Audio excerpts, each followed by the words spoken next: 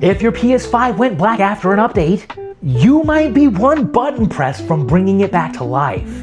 Your first thought probably is, great, that update killed my PlayStation 5. But before you panic, understand something. A PS5 that won't boot after an update is not automatically a dead console. A lot of times it's just stuck, it's confused, or it's trying to recover from a problem that already existed. Before you spend money, before you ship it out, let's diagnose it. First thing we're going to do is a full power drain. This is where you unplug your PlayStation 5, hold the power button down for about 15 seconds, and wait. Best reports show that between 1 to 15 minutes is usually the best amount of wait time. I think 15 might be a little excessive, but I've seen many people swear by it. Then plug it in again. Sometimes your system just gets stuck behind a bad power state and just needs a power refresh. Next, we're going to try safe mode. Once it's plugged in, you're going to hold the power button for between 7 and 10 seconds. You'll hear 2 beeps. Then you're going to enter safe mode, and pay attention here. Do not just jump into erasing everything or reinstalling anything. If you have the option, the first thing I would do is rebuild your database. Because sometimes after an update, the system isn't broken. The file structure just needs to be reorganized, and this is the best way to do that. And make sure you know your account information and understand what each option does before doing them. Make sure you've got things backed up if possible too, always. If you're still here, that means that didn't work, and we have to move on to the next step, which is testing your HDMI cable.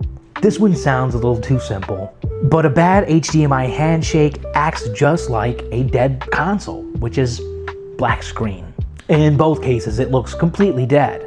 So what I want you to do is unplug it from both ends, try a completely different cable if you can, and a completely different monitor if you can. Just make sure that it's HDMI 2.1. We want to eliminate all of the simple stuff before we get into any of the expensive stuff. Now, here's where it gets interesting. If your PS5 powers on, immediately shuts down, or keeps going black after all of that, the update might not have caused the problem, it may have exposed it.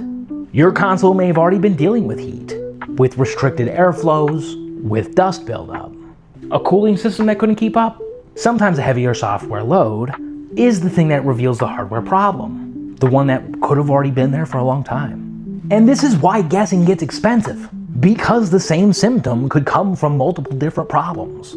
A black screen doesn't actually tell you the answer. It's just a clue as to what's taking place. You have to know how to read it. And that's exactly why I wrote my book, How to Fix Anything on Your PlayStation 5. It's an ebook on my site for $9.99 that walks you through the entire diagnostic path that I would do if your PlayStation 5 was in front of me.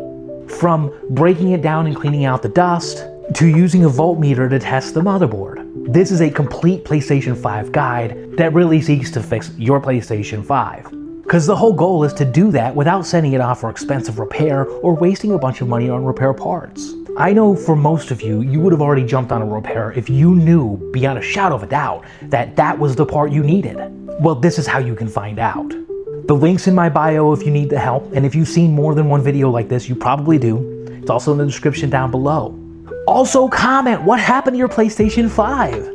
Is it a black screen? Failed update? No power, no signal? I want to know because we're tracking the biggest culprits that are causing PlayStation 5 gamers every single day to have issues. I'm David G with Techyama Labs, and that's all we do here. I'll catch you guys in the next one.